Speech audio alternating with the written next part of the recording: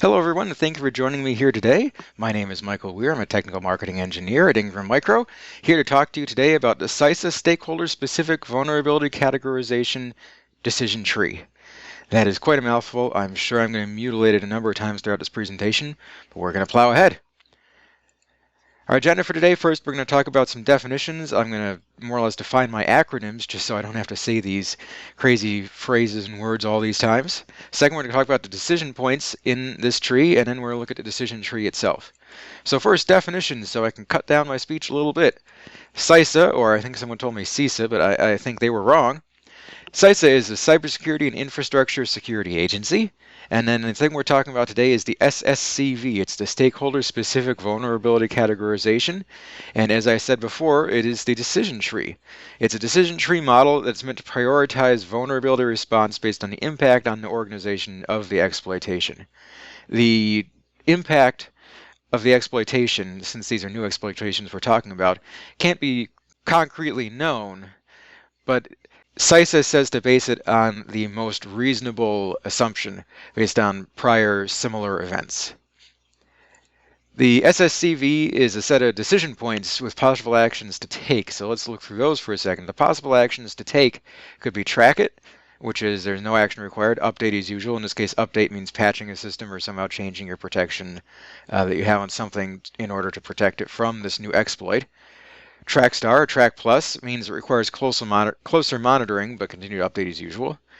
Attend means it needs your attention. You need to notify the parties that in your cybersecurity response plan, which you hopefully have, that you've said you're going to notify, cooperate with other agencies and organizations, and update soon. Act is the emergency, where you need to execute your agreed upon actions and notifications, do your updating, everything else as soon as possible. It means there's something critically bad going on. Now, the decision points that influence which of those four you're going to end up at are the state of the exploitation, its technical impact on your operations, its automatability, a word which sadly I can't abbreviate because it is a mouthful, its mission prevalence towards the MEF, what effect it will have on public well-being, and its current mitigation status. So let's look through those decision points a little more, since that's what this mostly hinges on. So state of the exploitation. Now, even though this says none, it's the assumption here is that there is an exploitation that exists, because that's how we've gotten onto this tree in the first place. So none means there's no evidence of exploitation live or as public proof of concept. This is presumably when a white hat organization, a private organization, a business, a vendor, somebody has said, oh wait, we have this hole, it needs to be patched, we're not going to tell anybody how, we're just going to tell you, hey, beware. So none is no evidence of exploitation live or as proof of concept, even though, like I said, the exploitation does exist. Public POC means the general public can access whatever the proof of concept is, and the method of exploitation is well known, meaning somebody with the appropriate level of technical knowledge can look at the public POC and say, oh, I can implement this. And then active means that threat actors have actually implemented or successfully exploited the exploit in the wild. So we've gone from people looking at a POC and saying, oh yeah, I could probably do that, to actually doing it. That's what makes it active. Automatable, another favorite word in this presentation, it's just a yes or a no. And when we're talking about automatable, we're saying, can you automate steps 1 through 4 of the kill chain? Now, steps 1 through 4 of the kill chain are reconnaissance, weaponization, delivery, and exploitation. This yes or no is based on the current understanding of the exploit. Obviously, as different actors use the exploit or modify the exploit, the answer to this could change.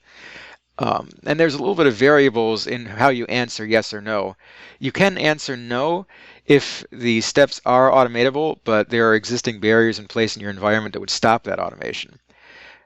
And you can answer yes, even if the current exploit we're talking about itself isn't automatable, but there is another tool that can automate its delivery. So for example, if you have exploit X acts in an automated way, which then allows it to deliver exploit Y, which is the one we're talking about for this decision tree, then you can still answer yes to automatable. So next is technical impact. Technical impact partial means there's a limited control of the system by the bad actor, or there's a limited information exposure to the bad actor or to the general public. And then total means the bad actor has complete control, or there's a total disclosure of information to the bad actor, to the general public. And you can move from total back to partial, even if a successful exploit could render complete control or total information disclosure from the compromised system. If there are obstacles you have in place that would keep the information from escaping your system, or keep the person who is used this exploit to make this information available actually getting their hands on the information or actually getting control, you can call that a partial, because you have enough, there's a low enough opportunity for overcoming obstacles to get total control. Mission prevalence is all based around the MEF and the mission essential functions. So a minimal effect on MEF means that there's no effect on the MEF, and going into this equation 2 is anything that supports the MEF. So, and then a support level of effect is that 2 or more things that support the MEF are affected, but the MEF itself is not affected. And then essential is direct effect on the MEF. Now, it's worth noting that in the essential level, the mission can still succeed and have it still be an essential exploit that's directly affecting the MEF. This last one, well, second to last one, is especially hard to quantify. It's public well-being. That's defined as physical, social, emotional, psychological effects, including wider repercussions. Now, as I said, some of those are kind of hard to quantify, but the assumption is that your organization, your mission, what have you, has a defined threshold saying this is what's acceptable to accomplish our mission. Minimal means this exploit doesn't put things above that defined threshold. Material is when we cross that threshold to a place that can cause physical distress or occupational safety hazards, failure of cyber-physical systems, property damage, bankruptcy, people needing counseling or therapy. The example I use for this is, let's say we're in some sort of manufacturing plant where there's highly pressurized lines. And there is an exploit that allows people to get into the OT and a bad actor to disable the pressure monitors on those lines, which can then make them overpressured and make them explode. So if we're at this point, there could be an occupational safety hazard from these lines being overpressured. They could explode, and that could cause the failure of the cyber-physical system that they are part of. Obviously, it could cause property damage. Hopefully, it doesn't cause anybody physical distress, but it could. Irreversible is the worst case scenario. It means there's going to be multiple fatalities. Notice the word multiple. We'll get back to that. There's going to be a loss or destruction of cyber-physical systems, immediate public health threats, or destabilization or collapse of social systems. That last one sounds like a disaster movie to me, but it's within the realm of possibility these days with how much stuff is cyber. Going back to our pipe in a factory example, this would be if that pipe exploded with enough force to kill people, or it exploded with enough force to damage the factory in such a way that it either can't be repaired or would take a disproportionately, disorderly long amount of time to be repaired. Public health threat, maybe there was something toxic going through that line, which is now being released into the public. As we said, destabilization or collapse of social systems is a little dystopian, but if you had enough exploits happen to enough valves inside that plant, and that plant was supplying, say, all the natural gas to the East Coast or something, there's a destabilization of the social system that could happen from that. And last, this is a decision tree within a decision tree, is the mitigation status.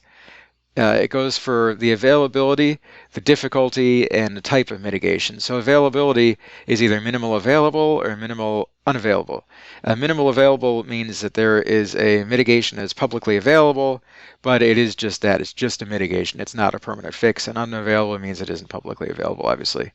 System change difficulty, low versus high. Low means that the mitigation update can be done using things already integrated into the system without a reasonable interruption to its functionality. So for example, if this were a Windows system we're talking about, you could use the Windows Update tool. And obviously, except in rare circumstances, a blue screen of death, that generally works well.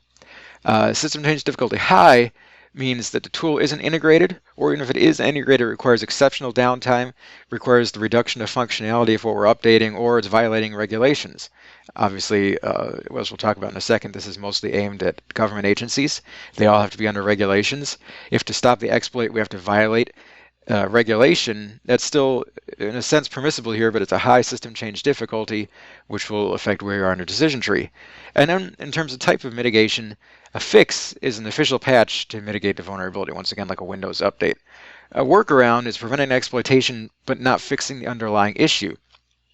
So, for example, if we had a situation where exploitation causes a total disclosure of information, but you put in data loss prevention on your gateway and on each of your endpoints, you have fixed the problem. That data presumably is no longer getting out, but the underlying issue itself is not fixed. That's something that needs to be fixed in the future. Now let's talk about the decision tree itself. Here is the eye chart that is the decision tree. As you can see, it's tons of different branches, tons of different actions, everything color-coded out. I do want to call out the routes that get you to the ACT, the as soon as possible one. Effectively, it's an active exploit that could be or could not be automatable, but it's going to have either a total technical impact if it's not automatable, or a partial or total technical impact if it is automatable, with a medium or high impact on mission and well-being. Now, as I said, automatable is going to automate steps 1 through 4 of the kill chain. Technical impact is the system partially compromised, or is the system totally compromised? We talked about our MEF, we talked about our public well-being. We're going to circle back, and there's an easier way to do this and trying to chart it out yourself. We'll talk about it at the end. One thing I do want to point out where I said multiple fatalities, technically speaking, we can have a high here, which means there's a potential for fatalities and still only be at attend. This is one of the fuzzy things about this decision tree, because you got to remember this is based on the achievement of the mission, not necessarily on what's happening around the mission. As I said, you don't have to memorize this thing or try to wade through all these variables yourself. CISA actually has a decision tree helper for you. You go to that website right there, cisa.gov/SSCV-calculator, and when you hover over the dot, it'll say what defines no, what defines yes, what defines active, passive, high, low, what have you, from all those variables we talked about before.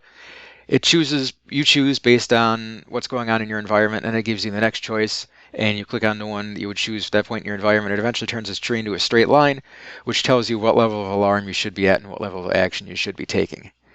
Obviously, it's not foolproof. This is a tool meant to guide you. It's not something that's meant to be a hard and fast answer that you can reflect back on in court or something like that. It's just what I said it is. It's a tool for discerning where to go in this new decision tree framework they've put out. Some conclusions about it. I want to point out, as I said before, this is intended for the government and SLTT governments, which is state, local, tribal, and territorial governments, and critical infrastructure. But I would say it's good guidance for everyone.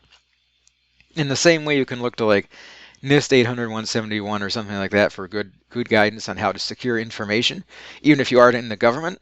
Anything that's a structure or a framework like this, which helps you make better and more regular, more controlled, more concrete decisions for how to deal with cyber incidents in your business, is something that's beneficial to you to use.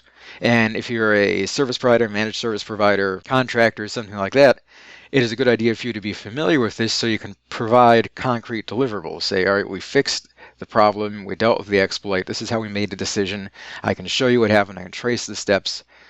That's why it's good to have these frameworks and standards in place, and why this is a good tool to assess in general. If you have any questions, feel free to contact me. I'm your presenter, michael.weir@ingrammicro.com. If you want to see what vendors Ingram Micro has that could help you through these exploits, at www.securitylinecard.com has a list of all the vendors that we carry and what they do. Additional information can be found at our ImagineX site, which is imaginex.ingrammicro.com/security. And if you have any general cybersecurity questions, cybersecurity@ingrammicro.com is your place to go for that. Until then, don't forget to realize the promise of technology. Have yourselves a great day.